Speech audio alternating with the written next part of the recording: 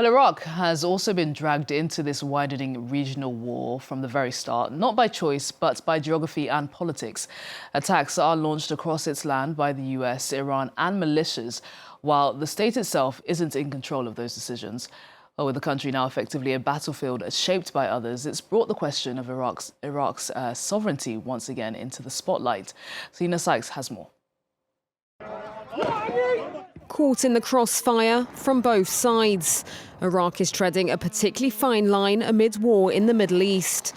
Hosting US interests and Iran-backed militia groups, it is the only country facing strikes from both Washington and Tehran. Since the beginning of the war, Iran-backed militia groups and Tehran's Revolutionary Guard Corps have carried out nearly daily drone and missile attacks against American interests across the country, including military bases in Baghdad and Erbil airports, as well as diplomatic facilities. These images show the US embassy being targeted in the Iraqi capital.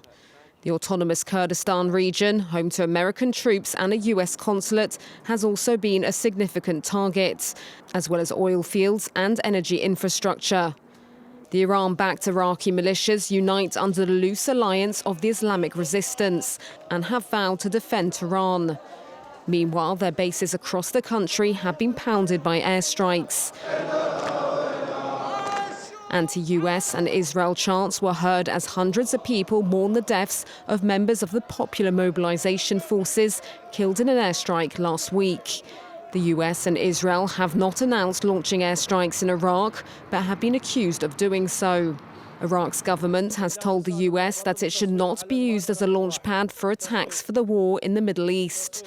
Iraq, long a proxy battleground between the US and Iran, faces pressure to maintain neutrality, with different political groups supporting closer ties to both sides. An internal division that is being exacerbated by the ongoing war in Iran. If it lasts, Iraq is at risk of political paralysis and economic downfall, which could unravel the country's hard-fought relative stability.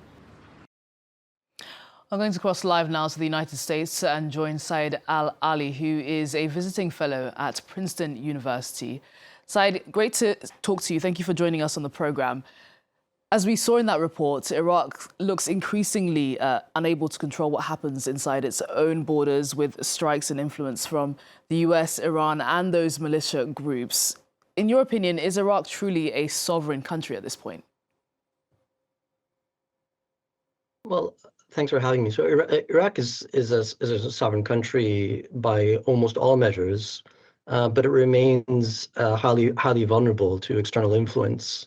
There are political groups and armed groups in Iraq that have a strong political and historical connection to Iran, and that feel that they should act on Iran's behalf when Iran is attacked, or support Iran when Iran is attacked. And at the same time, the United States has very significant room to maneuver in Iraq without necessarily consulting with the Iraqi state authorities. I mean, those are two big caveats, obviously. But at the same time, I think it would be a gross exaggeration to say that Iraq isn't sovereign. There's a sovereign government, there's a sovereign state, there's a parliament, and it functions just like any other state, with those two big caveats granted. However, it does remain a sovereign state, sure. Well, how much responsibility do you think the US and Iran truly bear for Iraq's current instability, and how much is it its own system that is at fault? Well, Iraq's system is suitable for its own internal needs, in the sense that it's a parliamentary system, which is suitable for Iraq because a presidential system would be absolutely disastrous for the country. But at the same time, because it's parliamentary, what it means is that you have a plethora of small political groups in the country that populate the parliament, and they cater to narrow political interests, and some of those political interests are very loyal to foreign interests. Very loyal or connected to foreign interests. And so what that means is that whenever you have a parliamentary election, you have to form a government. The government needs confidence, so therefore has to go to parliament. And what that means is that whoever wants to be prime minister has to try to form an alliance with a whole variety of political groups, almost none of which see eye to eye, particularly on issues relating to foreign policy. I mean, that's really the main dividing line in Iraq. We don't really have left-wing or right-wing groups, but we do have divisions in the country when it comes to foreign policy.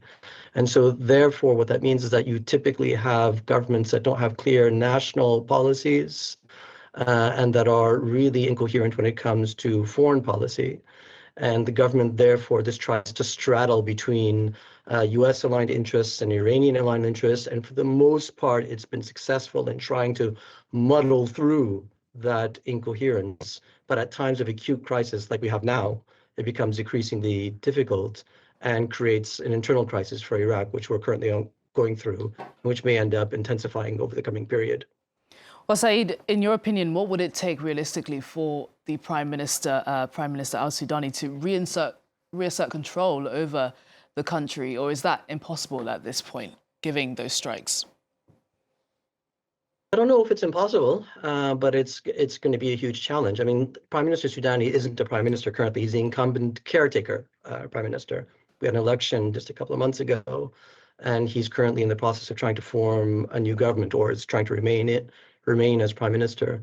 And so what that means is that he needs confidence of parliament, and there are big political forces in parliament that won't look kindly upon any effort to crack down on Iranian allies in Iraq, and he would necessarily lose those votes right away. So he's going to try to muddle through and straddle that line in order to try to remain as prime minister. So I wouldn't look to him currently to confront them. That's not going to happen in the current environment. And even after, if he manages to stay on as prime minister and manages to gain the confidence of parliament to form a new government, he'll also very likely just try to continue to muddle through and try to just wave through this crisis, just to survive it, hoping that these things will calm down. But currently, it seems that even if the Iranian regime survives this current war, and if it does so, even if it's in a weakened state, it's very likely that it's going to put pressure on its internal allies in Iraq to bear down on the prime minister. And at the same time, there's a strong suspicion that the United States won't play the blind eye anymore when it comes to Iraq. It's been extremely aggressive when it comes to Iran. Iraq is a much weaker country, and the United States has very significant military assets that it can deploy right away in Iraq. Iraq wasn't impacted by the wars or the bombing campaigns that Israel waged regionally, but there's a strong suspicion that that's going to end over the coming period. So one way or the other, it appears that Iraq will be impacted, either because it's going to have to take a position in one direction or another, or it's going to be the victim of internal conflict once again, which we really hope won't happen, because we've had a period of very strong relative peace over the past 10 years, which is really great, and everyone would really like for that to continue. But we're in a state of acute risk currently. Well, I do want to speak about another vulnerable position that Iraq is in, because its economy depends heavily on oil, making it especially vulnerable. How is the ongoing conflict and regional tension impacting the country economically now? The impact is disastrous, because Iraq relies almost entirely on revenues generated by the sale of oil and gas internationally. And currently, Iraq has been exporting around about 0 barrels per day. So it's an absolute disaster for its national budget. The Iraqi government entered into a partial agreement with the Kurdistan regional government the other day to allow for a very small amount of oil to be exported through the north. If that goes through, and if Iraq manages to export that oil in the north, it would represent around about 7% of its national production. So that 7% won't make much difference for the national picture, but even that's not guaranteed, because of course the Iranians or another interest could bomb that at any second. The pipeline is extremely vulnerable to attack. So if this continues for much longer, the Iraqi state won't be able to pay basic salaries and pensions to its general population, which will inevitably lead to local strife. I mean, it's going to mean that people won't be able to buy basic necessities like food and medicine for their children and the elderly and so on and so forth. So it could not be worse for Iraq. I mean, Iraq currently is exporting close to nothing, which is a real disaster for the country. Saeed, it's great to get your insight on this. Thank you so much for joining us on the program.